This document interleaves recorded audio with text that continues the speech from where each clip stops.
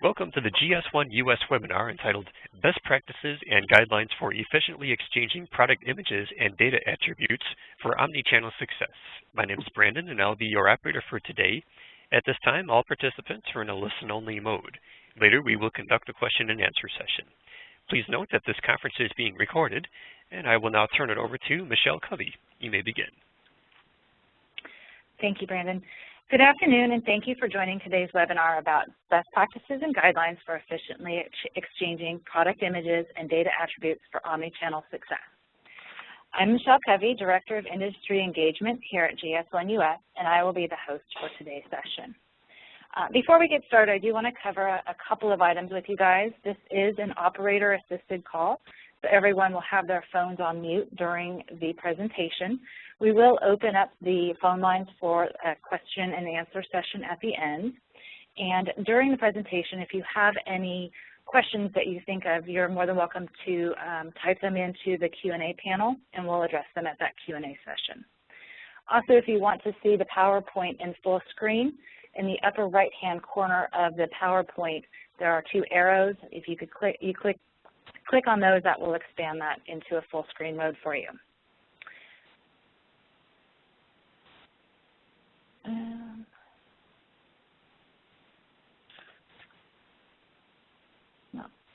Okay. First, I'd like to remind everybody of our GS1 US antitrust caution. GS1 US is committing to complying fully with antitrust laws, and we ask everyone to refrain from discussions in areas of antitrust, such as pricing, deal-making, selling, promoting, or other activities which could be viewed as anti-competitive. If anyone believes the discussion is approaching these boundaries, please inform a GS1 representative. And remember, to make your own business decisions, all GS1 standards are voluntary, not mandatory. Today, I'd like to welcome our guest speakers. We have Anita Spence, Kobe Sparks, and Sandy Freeman. Anita Spence is the Director of Vendor Relations at Dillard's. She has worked for the company almost 33 years. 27 of them have been in the EDI Vendor Relations Department. Anita has been instrumental in the development of the EDI department at Dillard's, which includes the EDI, Vendor Compliance, and Vendor Education areas. She is a member of the X12 Requirements Group, the XRG, and currently serves as a co-chair on the GS1 US Product Images and Attributes Work Group. Kobe Sparks is the CIO/COO for the REMAC Group, which designs women's footwear under the labels of J.RENEE, K. Unger, and Proxy Shoes. He has led REMAC's EDI efforts since the company first started trading documents over 20 years ago. He has chaired several technical user groups and worked on various committees in the industry.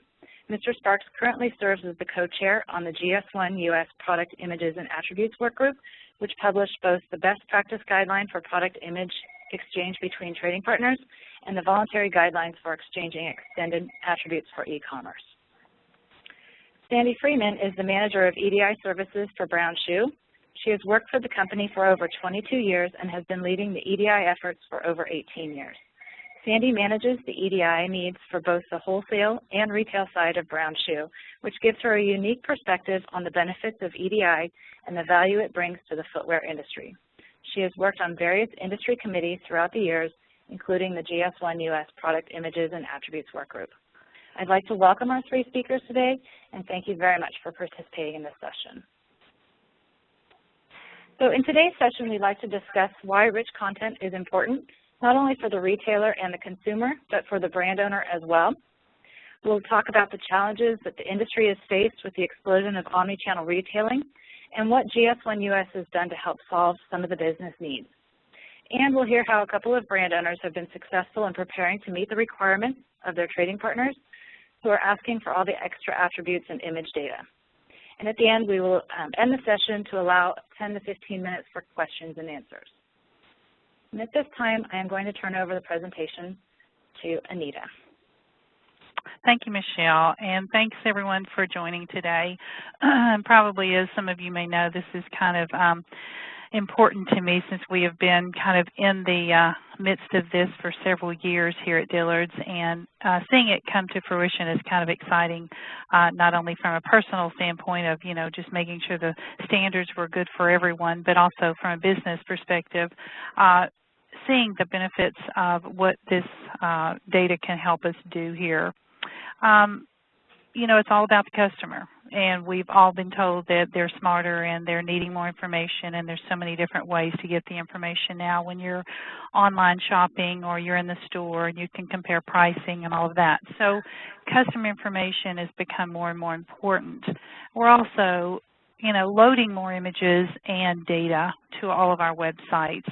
Years ago, there weren't as many images needed and required, and we just continued to build our websites as an industry. And the focus is on getting richer, more, you know, some of the content that explains everything about the item so that we can sell that product quicker to the customer and at full price and get it posted sooner.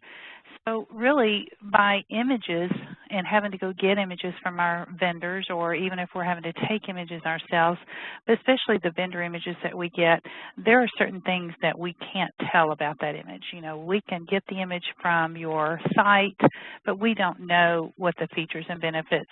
We don't know how to market that product better than you do as a vendor. We can't tell what the fabric is. We don't know the care instructions, all of that. So you don't want us guessing about that information. We're trying to represent your brand on our website the best possible way. So trying to get that information from our vendors has just been a lot of work. I was hearing years ago, a couple of years ago, our buyers saying, you know, I'm spending hours every day chasing down where the image is, and then once I get it, I have to figure out what style it is in our system that that image relates to if it's not exactly the way the vendor describes that style.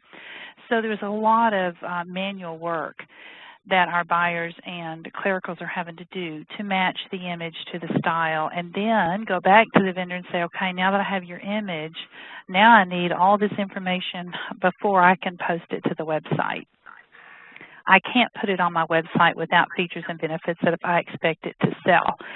So all of that back and forth and emails and trying to bag and get it as soon as we can. We've tried to put, say, you know, 30 days before you ship it, I have to have this information, or 2 months before it, I need the image. And wouldn't it be nice to have that image at right after market or at time of market so that I can remember as I'm buying product what I'm buying, what were the features, and why did I like that item. So I've heard from the e-com, you know, area of our business that they need images in an easier fashion, and they need it faster, sooner, and they want to automate it. They don't want these people having to sit around and email vendors asking for product information. Also heard from the supply chain group. We need to know if that is hazardous for shipping. Before I'm shipping it out of our e-com site. You know, there are rules about how you have to mark hazardous material for cosmetics if I'm shipping, or if I'm shipping overseas. What does it weigh? What kind of consumer item dimensions are there? How much is it going to take? What size box do I need to package this in? So I heard from the supply chain guys saying, hey, can you get hazardous material codes and information about these items, or can you tell me what it weighs in the package so that I know how to ship out? So there were a lot of different areas asking questions. The buyers that buy for our stores, they want to be able to do some analytics on heel height and what is selling long dresses versus short dresses, you know, collared, that type of thing. So I heard several different areas of our business saying we need more data, more data, more data. So if you'll go to the next slide.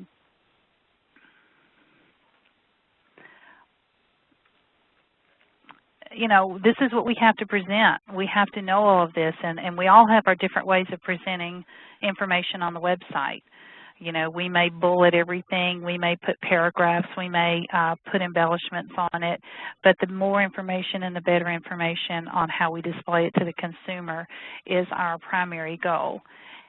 We don't want to have to receive your merchandise at our distribution center, at our e-com site, have to take images of it there, you know, because we could have it on the site if we already had the image and if we already had the information about this dress way before we got it on hand. But if I'm not getting the images, or if I don't have the copy from you, then it's going to sit there until somebody can get it posted to the website. So we definitely don't want to delay getting everything posted to the site for sale, and I would like to have that way before I get the item in my distribution for sale.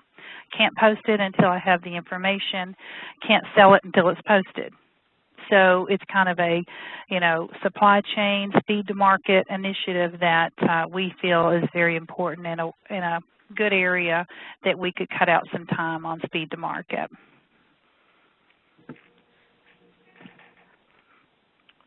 Okay, this is Kobe, and talk a little bit about how the content is being delivered today. There's we're doing it, the suppliers are providing it in all kinds of ways. I mean, one thing is trying to gather the content. There's a lot of departments in the companies where, trying to figure this out, where a lot of it has to do with the sales department because they seem to be the more, retailer facing. So they're like creating spreadsheets, they're going to different departments, they may be making up the marketing copy themselves, trying to get heel heights if it's a shoe, all kinds of information. So in these departments, it turns out from working with different suppliers, I think Sandy will back me up on this, these departments could be all over the globe. They could be in different locations, and some of the information resides at the factory level or in this system or that system. So once we gather the data, then we basically are passing around whatever way the retailer is asking, which could be an email, which typically what happens is the emails, we all get so many emails every day. The emails get lost because they don't get used right that minute. They go back and try to search them, so we have to send them again. Or we're putting them on DVDs and CDs, which is by snail mail, and that really gets lost. Some companies are starting to use third-party cloud solutions. That seems to be working one direction, but it's still not a standard way to do it. So our goal is to try to standardize this and give guidelines to say this is the recommended practice. Some people are using FTP. There's also portals where the supplier is required to go in and enter the information. Some portals allow you to bring in the UPCs, others you have to put them in yourself. So it's really a lot of manual work that's not efficient for the suppliers. Then the third-party catalogs have been working for a number of years. There's been attributes in the catalogs for things like, the image location and some things, but they weren't used and it wasn't really defined very well. And then there was also other attributes that were in there that haven't been used. So one of the things that I'll say from a supplier standpoint is even if we have an attribute defined, then we have to know what the retailer expects that definition to be. So we're going to talk about that a little bit more, but it's critical for us to know, okay, what are we asking for? And all the retailers understand, okay, this is what we're putting in that field, so we'll know. And plus, where does it go in either the 832 for EDI or in the industry spreadsheet or wherever. So, the Internet has really created some new challenges for us to address. And I say part of my analogy is back many years ago, and I'm sort of dating myself, but when UPCs first got used, we were doing the same thing. We were sending them around on printed sheets. We were, sending them on floppies, if you can remember that, and things like that. But it was the same kind of thing. It was all confusion, and it was hard to standardize how to do it. Today, we just accept how that's done. It's pulled from the catalogs in most cases, and it's just normal stuff. Our goal is to get this to be that same thing where it's just this is the way you do it.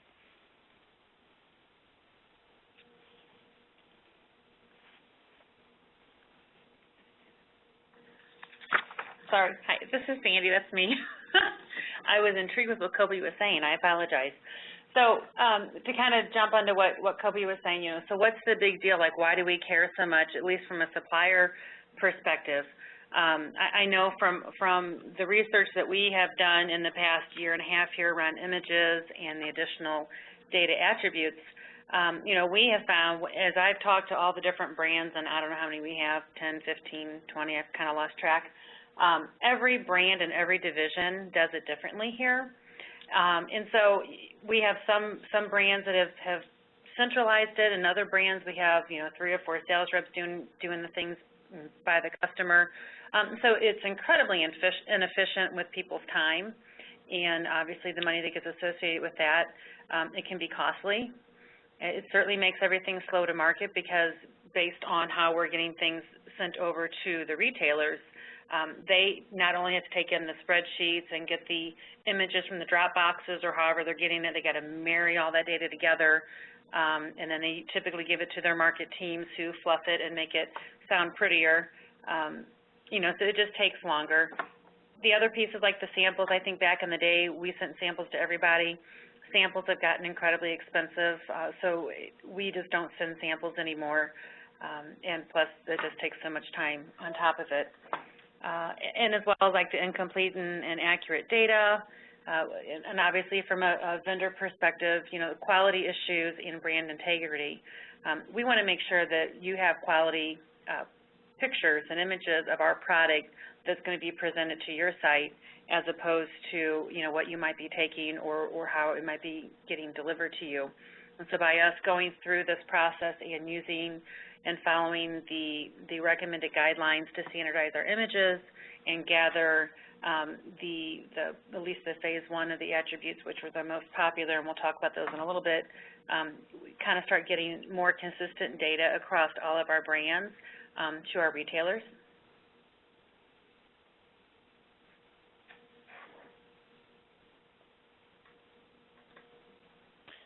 So Kobe and Anita and Sandy have put together a case study where there's clearly has been an industry issue. We all know the explosion of omni-channel retailing has taken its toll on many retailers. Many customers are now shopping online with either they're researching product information before they go purchase it in store, or they're making their purchases on the internet. Mobile shopping is becoming more and more important or more and more prevalent. So retailers are now challenged with providing that data quicker and through all of these various channels to their consumer base so that the shopper can actually make an educated decision when buying their product. Retailers are also in turn needing their supplier community to help them with that. As you heard from Anita, they can't make up the copy themselves. They can't come up with some of the care instructions or the marketing and feature benefits by themselves. They need the help from the supplier community. And a lot of that information to date has been gathered manually through many different means, as you've heard. What that's done is it's caused a lot of that data to be inconsistent. You'll see product attributes, and we actually did a little experiment and showed 3 or 4 different sites with the same product, and they all had different attributes, even though it was the exact same product. That data is not secure, the quality is not being enforced, and the product ability to consumers is being delayed. So, the time to market is being delayed. Essentially, it's not allowing for that seamless customer experience that most retailers want. So, the solution, Anita? Yep. So, you've got this. I've got on the wrong page there. So basically, we had a meeting of some retailers, and they were some prominent retailers in the retail and GMA industry, and lo and behold, it wasn't just a Dillard's problem. It was a industry problem that everybody said, you know what, that's hard for our people to gather this information.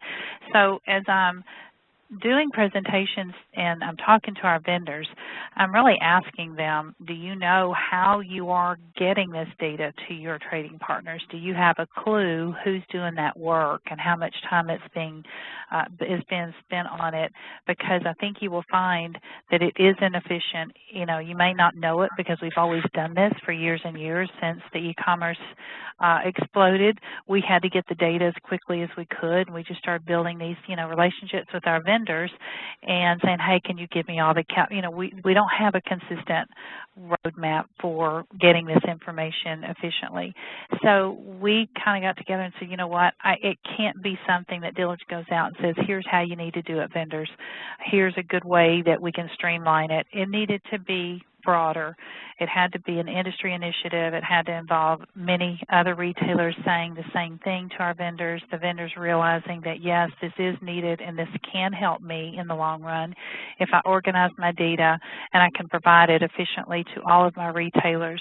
So we got kind of a white paper together and requested a VIX committee. Now it's called GS1. VIX was folded into GS1, and we created a work group that, our goal was to define standards on if you're going to provide images, what do they need to look like, what size should they be, what pixel count, what's the background, so that we could consistently use your images across. So I know Kobe's talked about using different images across different retailers that he had, and now he's able to produce one set of images now that he's read the standards and has gone to that.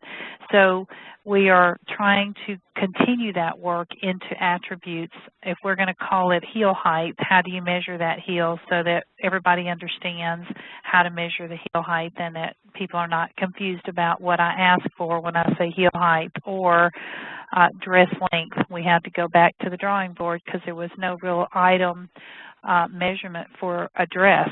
It was the height of the dress in the standards, which, nobody's going to talk about the height of a dress. It's the length. So we had to go back to the drawing board and define length for gym and apparel for certain items. So we uncovered a whole lot of things in our own department stores and in our vendors' businesses, where a lot of people were calling the same thing different names. One area of the business would call it this and the other area of business would call it. So I think there's just a lot of confusion on both of our sides on what do we really want. So we kind of gathered all these retailers and kind of ranked all the attributes and decided what we needed to take a stab at first, and we produced the guideline. But without GS1 and without the VIX committee to help us organize these calls, which were once a month for the last 2 or 3 years, to organize the data so that the vendors and the retailers could all agree that this is a clearly better way to provide information to your trading partners.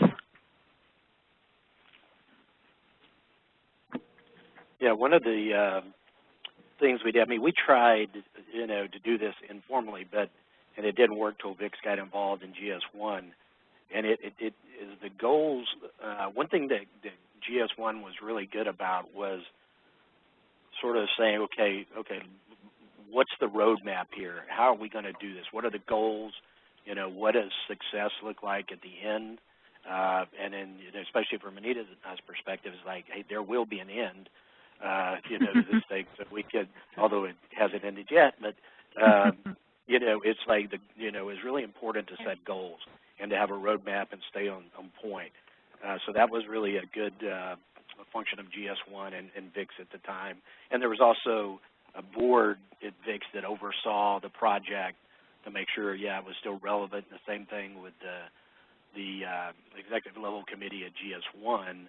So it's not like we're just out here doing this on our own. So one of the things, one of the critical parts of this process, besides defining what the attributes were, was to make it consistent across all the retailers. And this was like from the supplier standpoint, it's going to be hard enough to come up with all these attributes because they're probably not in our ERP systems now. But, we're going to get them. But we need to know that if we're going to know what a marketing message is, what does a marketing message entail? There's, there were places in the catalogs and all for features, benefits.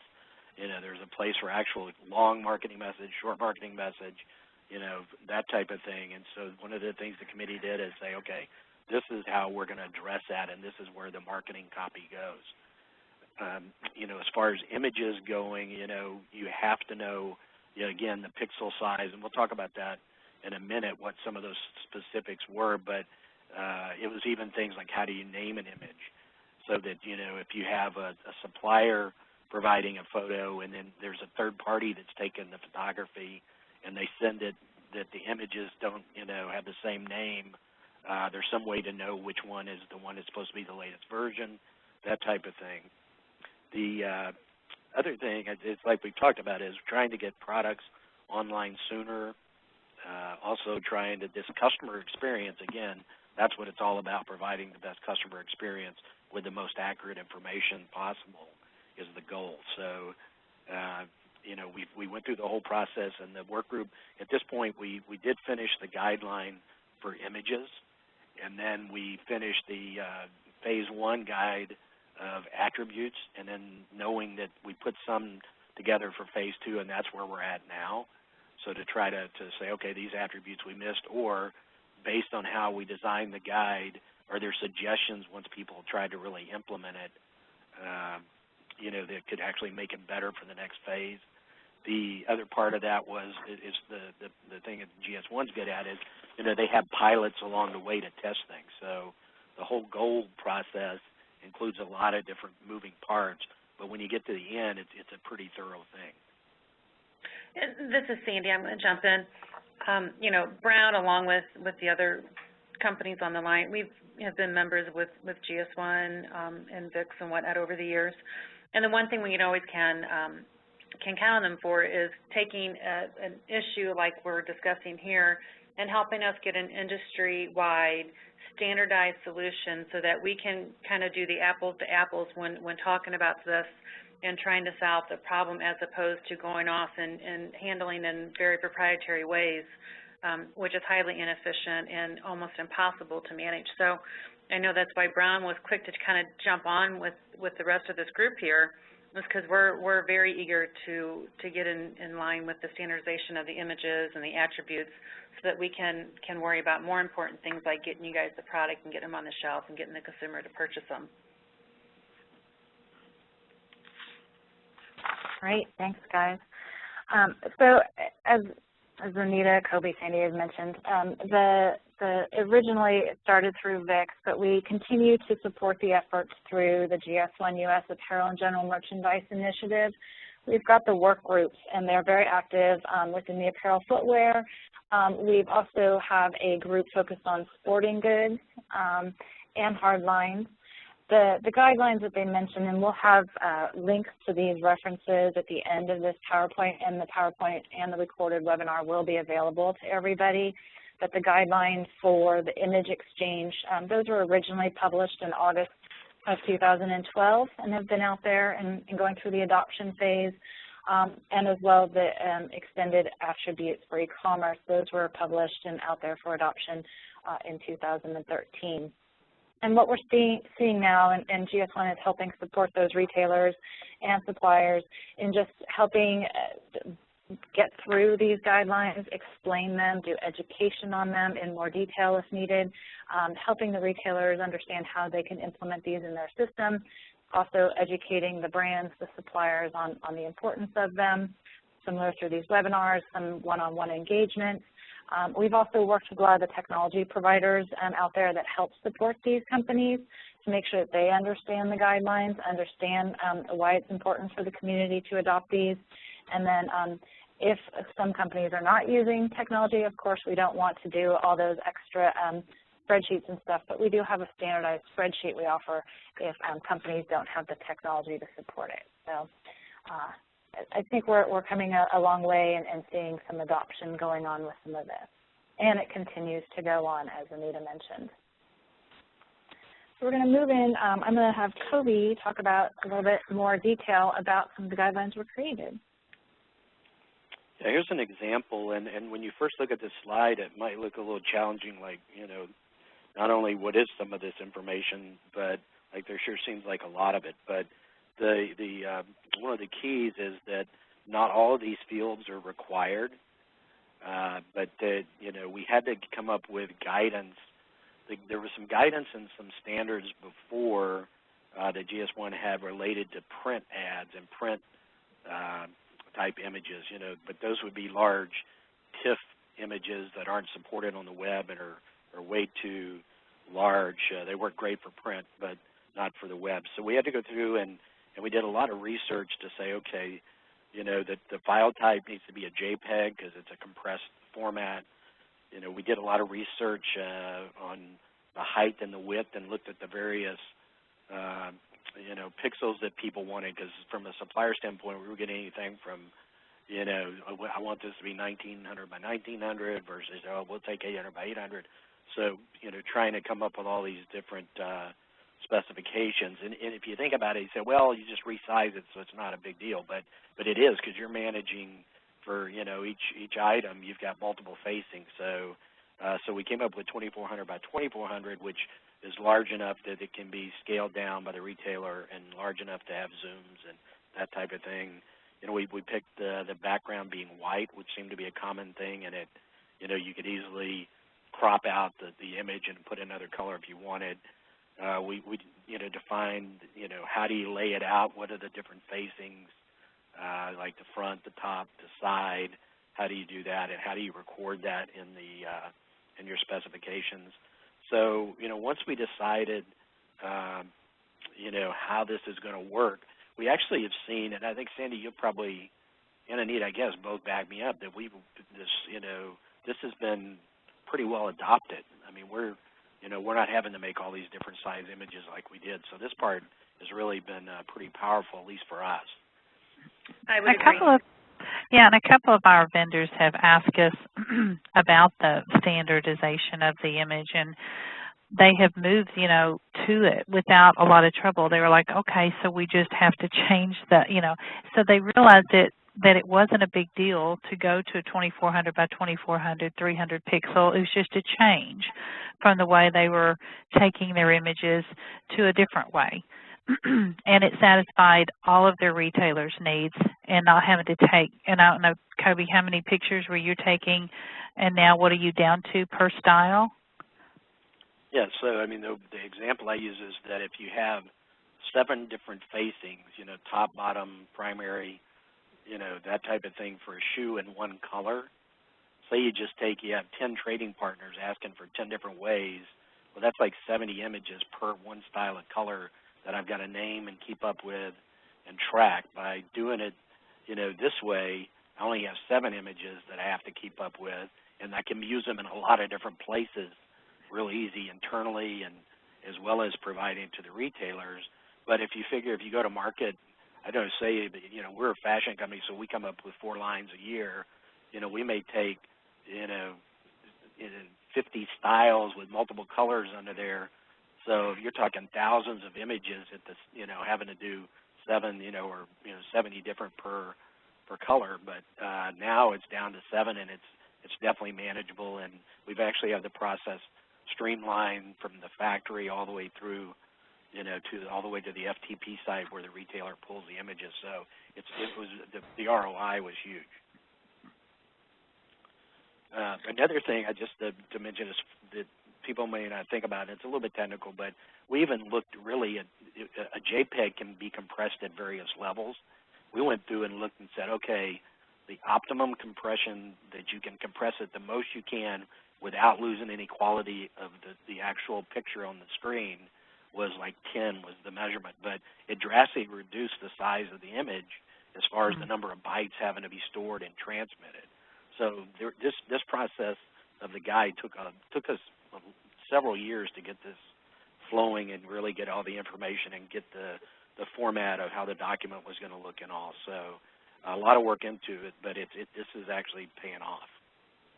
Yeah, Kobe, this is Sandy. I would agree. I mean, from when I look how long it, you know, with the image piece and then the attribute piece, I mean, we started this when Dillard's came to us and said, hey, we want to start doing this. I mean, it took us as a supplier, it took us probably what feels to be years, but I think it was probably like a good 18 months from the time of having a conversation, getting the people here involved, to actually getting the process in place because of the amount of images, because of the amount of people involved, and the space, and how do you store it without, you know, spending an arm and a leg to do it. So it took us a lot longer on the image piece than it did on the attribute piece.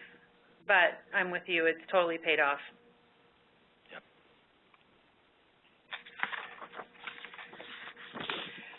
This is Sandy. I'm going to talk about the attribute piece. So, you know, when we talk about the committee work, Brown kind of came in late to the party around the image piece, but we're certainly present for the attribute conversation.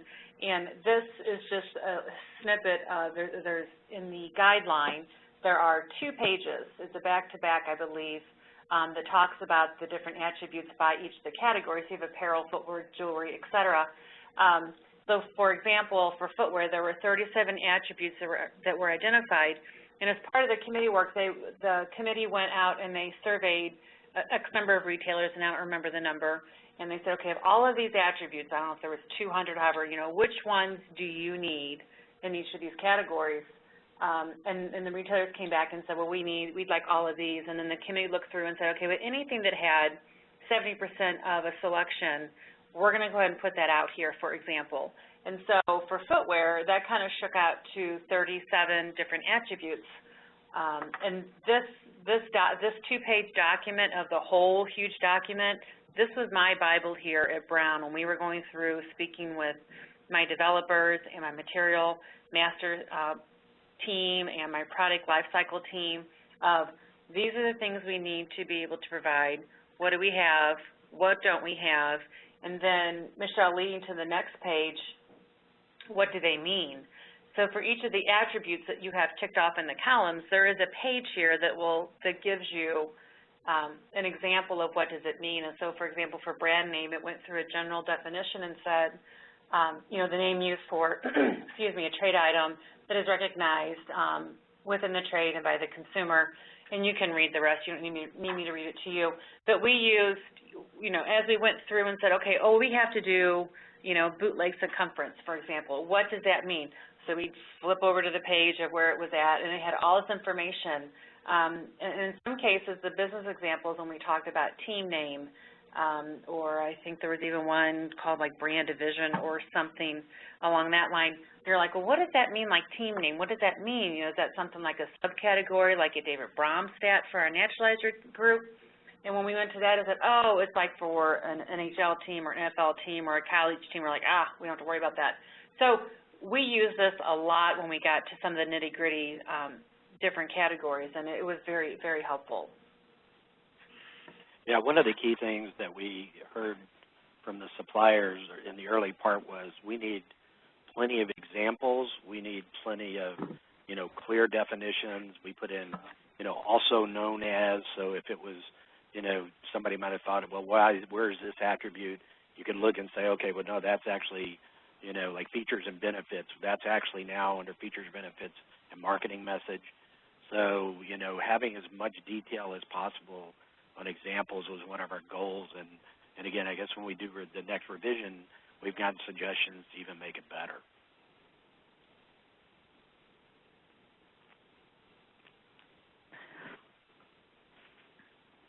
Okay, next slide.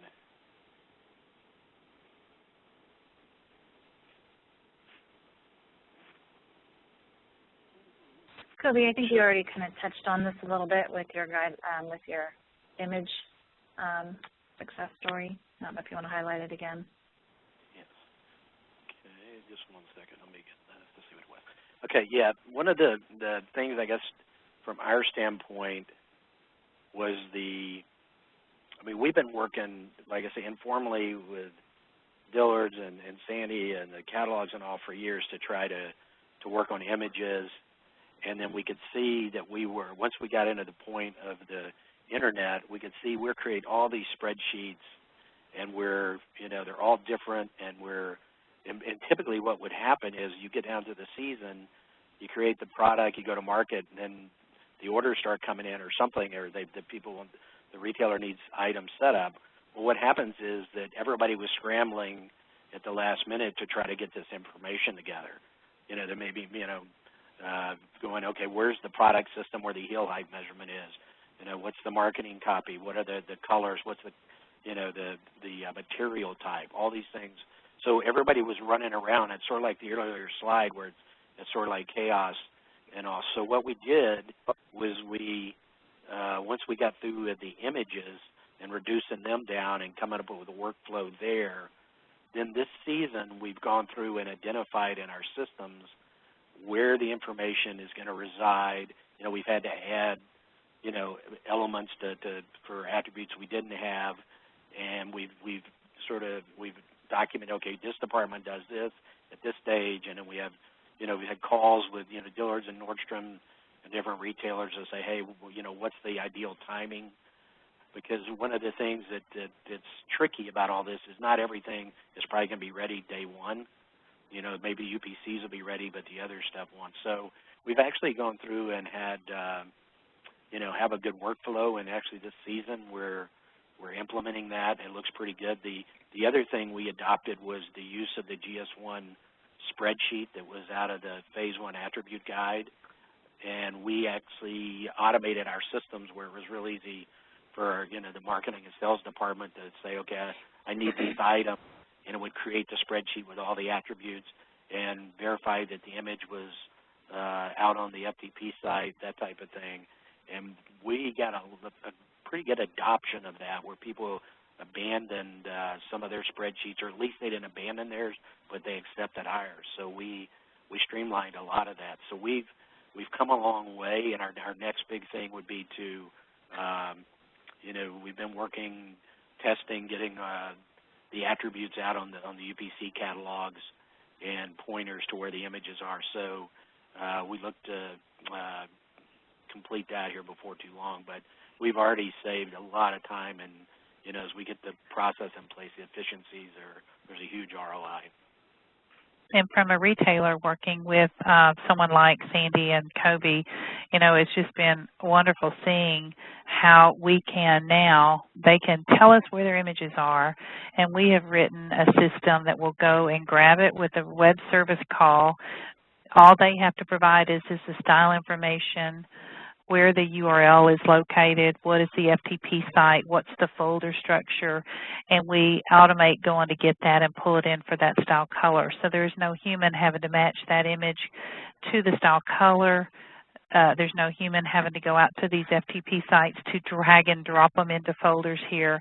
And we are working with the catalogs to get that same information. What URL, where is your website? We're working with Sandy right now on trying to automate some of that through the catalog.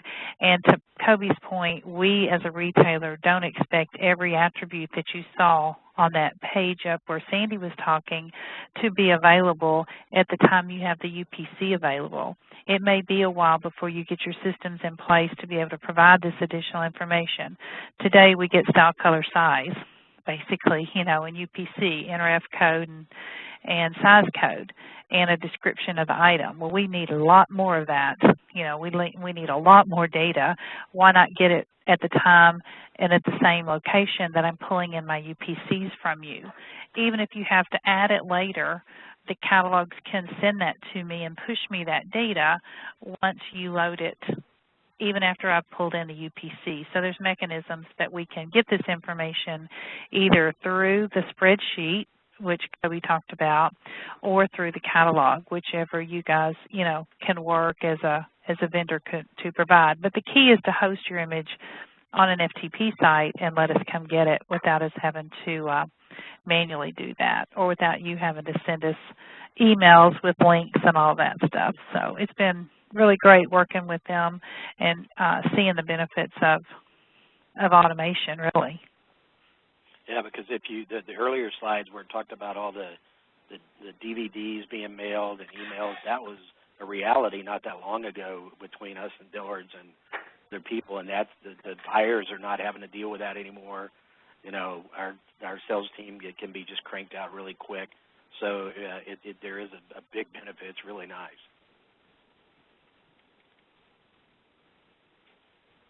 And again, this is Sandy. So, and I've touched on this a little bit, but, kind of, I guess, echo what Kobe's been saying, from a supplier perspective, to get down to one set of images, to get into some standardization is huge from our side. As you can imagine, we've got a zillion images to go with each of our product colors. And so we've converted to that, I think, sometime last fall. So we've been doing that successfully for some time. The big piece that we chose, so Kobe mentioned that they went for the spreadsheet. When we started the conversations around here, part of it was just, from our side, was just kind of educating people, because I think if you're not in our bubble of EDI, GS1, VIX, et cetera, people don't know what we're talking about when we say, hey, there's this new initiative going on in the industry, and so part of it is I had to run around the building educating different groups of people so they knew what we were talking about and what we wanted to do. And it always helps to have retailers' names to throw around with it, because then they kind of listen when you say, Dillard's is requiring this, Nordstrom is starting to do this, so-and-so. Then they kind of get that. So we kind of went down the path of kind of jumping through mid-slide, kind of getting the executive buy-in so they understood what we were doing and why we were doing it and what it meant to them at the end of the day.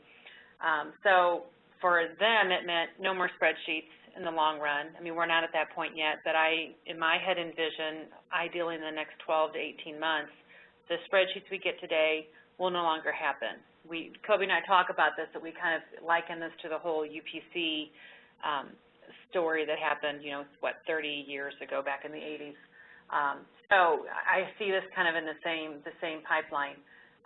So part of what we did, after we kind of got the buy-in of, yeah, this is something we want to do, this has long-term benefits, it has a good ROI, we can do more important things with our time than getting images and typing in spreadsheets, then it was on our task here to go through and figure out, what do we need to provide, going back to those 2 pages that I talked about that were my Bible during the process,